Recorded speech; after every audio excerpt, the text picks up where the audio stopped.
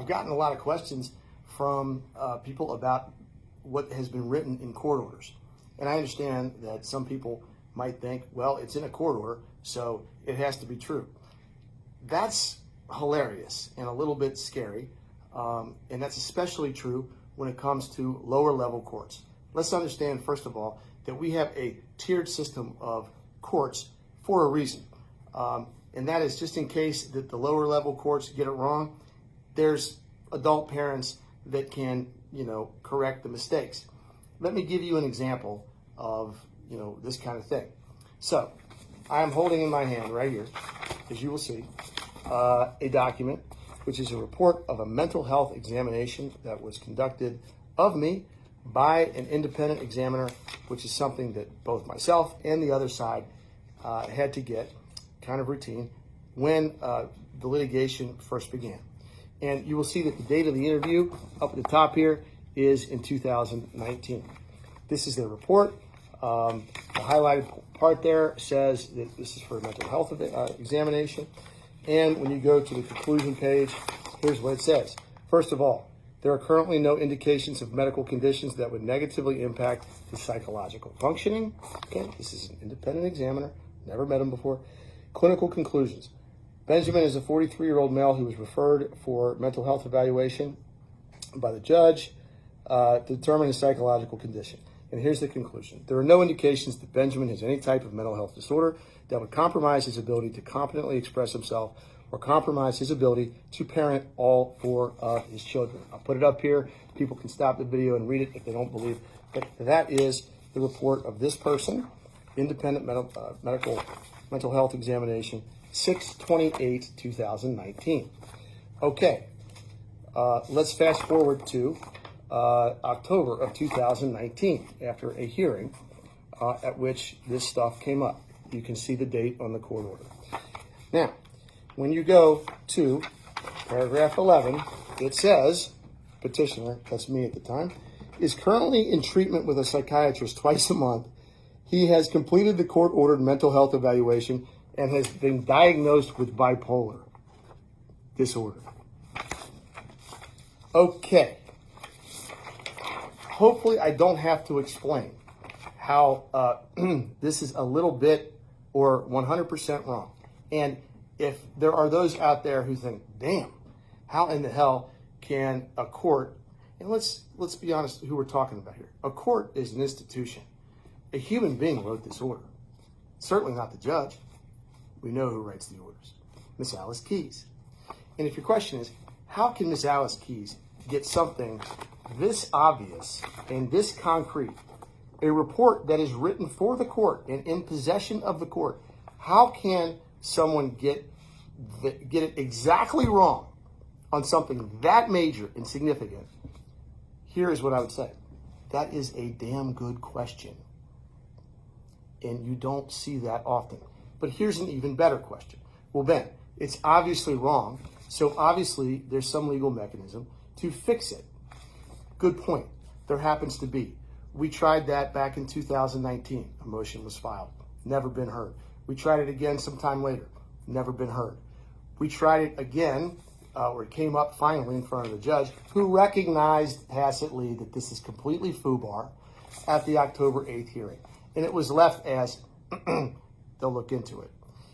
Well, they're not going to look into it anymore because suddenly the case was, the court recused. There are a lot of reasons why that recusal probably came at that point.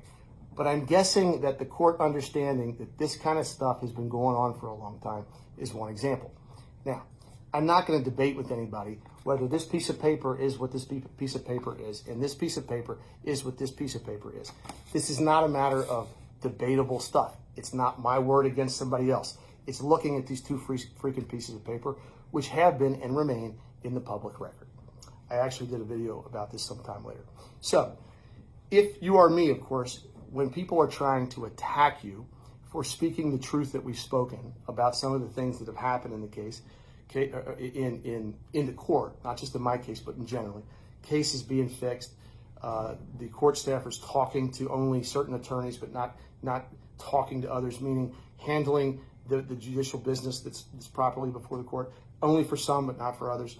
only hearing one side's motions and not the others.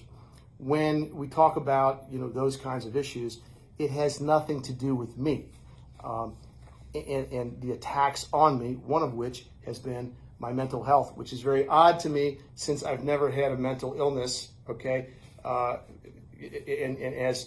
And because the court itself, through its mental health examiner, determined and said in a report that is at this moment at the court and has been at the court since June of 2019, in which we have said, can you correct that? Because people are taking this order, which is incorrect, and sending it to every single person I know and trying to damage me and trying to blow up my credibility because I've objected to wildly objectionable stuff in this court.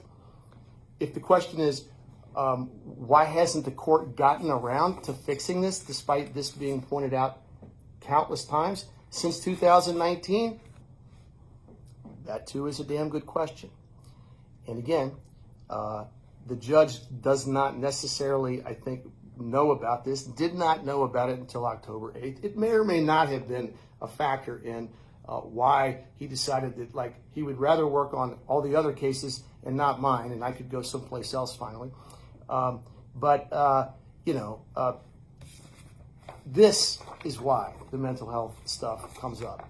And the person who decides really whether or not, first of all, an accident of this kind can happen in the first place, and secondly, whether or not it gets fixed, is the court staffer in charge of writing this motion and deciding if and when a motion to correct it gets heard. We're about 2.5 years into getting around to that, and never did, despite the court at a hearing, the judge at a hearing, recognizing that this is definitely a problem. If you don't believe me, check out the videotape. So that's just one example. But I get a lot of questions about stuff written in a court order as if, oh my gosh, it's in a court order, so it must be true.